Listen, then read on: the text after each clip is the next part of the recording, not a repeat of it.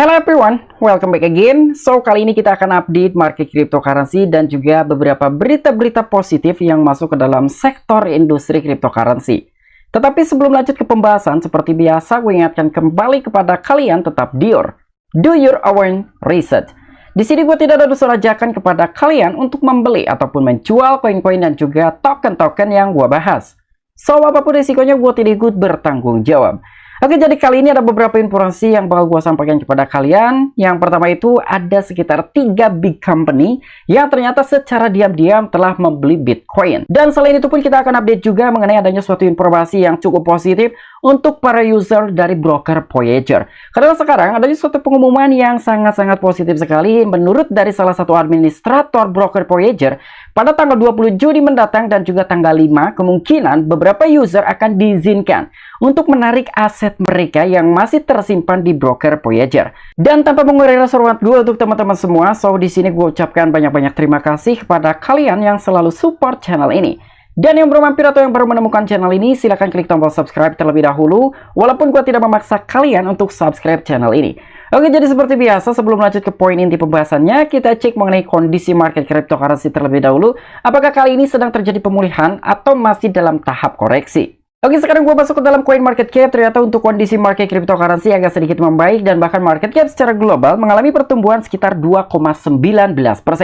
Dan untuk market cap secara global di industri cryptocurrency masih di kisaran 1,04 triliun US dollar. Di sini juga kita bisa melihat dengan beberapa altcoin yang sekarang sedang mengalami pemulihan. Ada Bitcoin mengalami kenaikan 2,74%, walaupun dalam time frame weekly-nya masih mengalami penurunan hampir 4%.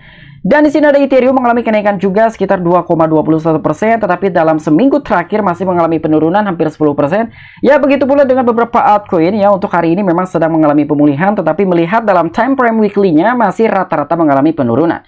Oke, jadi sekarang ada beberapa informasi yang bakal gue sampaikan kepada kalian, dan mungkin salah satunya adalah informasi tersebut yang berhasil mencuri perhatian publik datang dari perusahaan terbesar di dunia, yaitu BlackRock. Oke, jadi untuk informasi lebih lengkap dan lebih lanjutnya seperti apa, so gak perlu banyak basa-basi, kita langsung saja masuk ke sumber informasinya. Oke, untuk informasi yang pertama, di mana di sini ada salah satu media yaitu cryptoslate.com yang telah membagikan suatu informasi yang cukup positif, tetapi ini khusus untuk para pengguna ataupun user dari broker Voyager. Karena yang telah disampaikan oleh administrator Voyager, jadi di sini Voyager Digital Administrator kebangkrutan stempel 36% penarikan sebagian. Jadi kemungkinan nanti akan diizinkan untuk beberapa user yang masih memiliki aset di broker Voyager untuk menarik aset mereka ataupun memindahkan aset mereka di broker Voyager ke beberapa broker yang lain atau wallet yang lain. Tapi di sini dalam sebuah platform Voyager Digital yang bangkrut akan membuka penarikan pengguna antara tanggal 20 Juni dan juga tanggal 5 Juli mendatang. Nah, jadi kemungkinan ada sekitaran 2 periode. Untuk periode pertama itu akan dibuka ataupun akan diizinkan untuk beberapa user menarik aset mereka ataupun memindahkannya tepat di tanggal 20 Juni. Setelah periode ini selesai, di tanggal 5 Juli ini akan dibuka kembali ya untuk periode kedua. Dan tetapi di sini yang perlu kalian catat, apabila dari kalian ya ada yang menggunakan broker Voyager dan kalian masih memiliki aset yang tersimpan di broker tersebut, kalian hanya diizinkan untuk menarik aset kalian hanya sekitar 36%. Jadi misal kalian memiliki aset di broker Voyager sekitar $100, artinya kalian hanya bisa menarik aset kalian sekitar $36 aja. Dan Voyager Digital akan membuka penarikan sebagian pada tanggal 20 Juni menurut administrator rencana kebangkrutan Voyager Digital yaitu Paul Hedge. Dan garis waktu Hedge menunjukkan aplikasi Voyager akan diperbarui pada tanggal 15 Juni sehingga pengumuman dapat melihat jumlah yang jatuh tempo dalam distribusi dana awal ini. Nah, jadi di sini yang telah disampaikan oleh salah satu administrator broker Voyager yang bernama Paul Hedge. Jadi untuk periode pertama akan dibuka per tanggal 20 Juni mendatang, dan untuk pembaharuan aplikasinya itu ternyata sudah dilakukan di hari kemarin tepat di tanggal 15 Juni mendatang. Dan mungkin beberapa user masih harus tetap menunggu ya untuk pengumuman selanjutnya, tepatnya sebelum tanggal 20 Juni ketika akan diizinkannya beberapa user bisa menarik aset mereka ataupun memindahkan aset mereka dari broker Voyager ke beberapa broker yang lain atau mungkin ke wallet. Dan dia juga telah memperkirakan bahwa penarikan akan ditayangkan antara 20 Juni dan tanggal 5 Juli, memungkinkan penghapusan dana kripto dalam jendela 30 hari. Dan setelah periode ini, penarikan fiat akan diaktifkan. Dan distribusi awal ini akan membuat pengguna menerima kembali 35,72% dari aset mereka. Oke, jadi untuk poin pentingnya ada di sini. Kenapa gue sampaikan tadi ya, ada sekitar 2 periode yang akan dilakukan ataupun statement yang telah dilakukan oleh salah satu administrator broker Voyager yang bernama Paul Hedge yang telah diumumkan. Jadi menurut perkiraan dari salah seorang administrator broker Voyager, untuk periode pertama beberapa user itu akan diizinkan terlebih dahulu menarik aset mereka menggunakan cryptocurrency. Tepatnya itu akan dilakukan per tanggal 20 Juni mendatang. Dan untuk di periode kedua yang kemungkinan akan ditayangkan per tanggal 5 Juli, beberapa user itu akan diizinkan untuk penarikan fiat money ya, karena untuk fiat money ini akan diaktifkan setelah periode pertama ini selesai dan kemungkinan beberapa user itu akan diizinkan hanya sekitar 35,72%. Karena untuk periode pertama sekitar 36%, periode keduanya ini akan diizinkan sekitar 35,72%. Nah, tetapi di sini dengan adanya suatu informasi seperti ini, gue juga tidak bisa memastikan bagaimana untuk kondisi market cryptocurrency setelah diizinkannya beberapa user ini memindahkan aset mereka yang masih terkunci ataupun tersimpan di broker Voyager. Karena mungkin ada juga spekulasi ketika diizinkannya beberapa user menarik aset mereka ditarik keluar dari broker Voyager, ada juga sebagian orang yang meyakini aset tersebut akan dijual. Artinya akan terjadi crash the market. Tapi dengan penarikan hanya sekitar 36% ini ya, gua rasa tidak akan terlalu berpengaruh terhadap market cryptocurrency. Dan untuk informasi selanjutnya, di mana di sini pun ada salah satu media yaitu Coindex.com yang telah membagikan suatu informasi, dan informasi tersebut cukup menarik perhatian publik, khususnya untuk para investor di sektor industri cryptocurrency. Jadi yang telah disampaikan oleh salah satu media Coindex ini, BlackRock dekat dengan pengajuan aplikasi ETF Bitcoin. Dan BlackRock akan menggunakan Coinbase, Coin Custody untuk ETF dan data pasar spot crypto exchange untuk harga kata sumber itu. Oke, jadi yang telah disampaikan oleh salah satu media tersebut mengenai researchnya dan juga sumbernya gitu ya. Jadi BlackRock ini katanya dekat dengan pengajuan aplikasi ETF Bitcoin, salah satunya adalah dengan salah satu bursa terbesar nomor 2 di dunia, yaitu Coinbase. Dan selain itu, selain adanya suatu rencana mengenai kerjasama antara BlackRock dan juga exchange Coinbase, di sini kemungkinan untuk BlackRock sendiri akan menggunakan bursa Coinbase sebagai self-custody atau menyimpan asetnya untuk beberapa user dan juga mungkin karyawan dari perusahaan BlackRock, salah satu perusahaan pengelolaan aset terbesar di dunia. Dan selain itu juga mengenai patokan harga, dia akan tetap berpacu terhadap Coinbase, kata sumber tersebut ya. Tapi sampai dengan sejauh ini kita juga belum memiliki suatu kejelasan apakah benar begitu adanya. Dan BlackRock, manajer aset terbesar di dunia, hampir mengajukan aplikasi untuk Bitcoin, ETF ataupun Exchange Trade Fund menurut seseorang yang telah mengetahui masalah tersebut. Dan BlackRock akan menggunakan Coinbase Coin Custody untuk ETF dan juga data pasar spot crypto exchange untuk penetapan harga. Dan kata orang tersebut, Coinbase menolak berkomentar.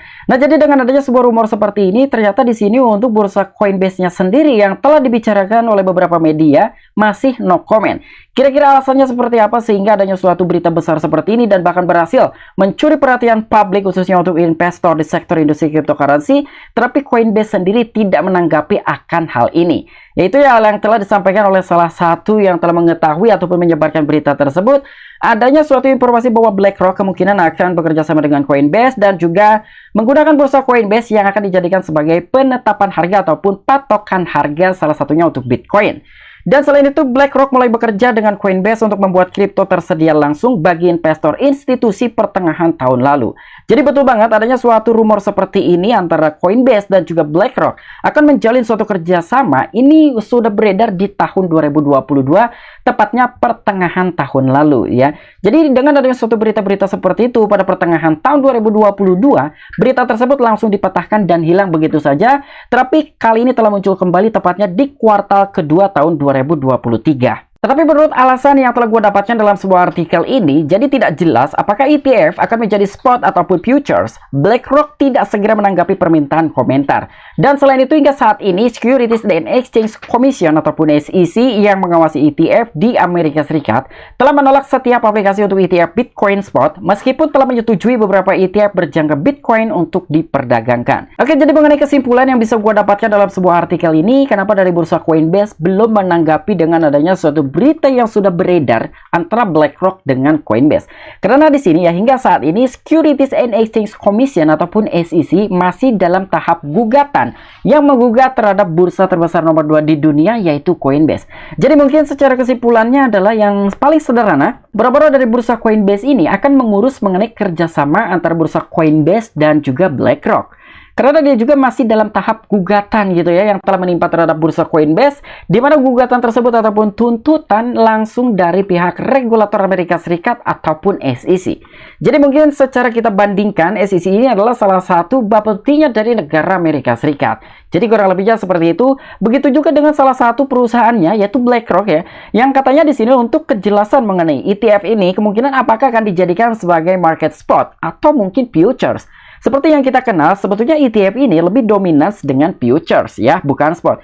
Tapi sampai dengan sejauh ini dari BlackRock sendiri belum menanggapi dengan adanya suatu pertanyaan seperti demikian. Kira-kira ETF yang dimaksudkan oleh BlackRock ini akan dijadikan sebagai spot atau mungkin futures.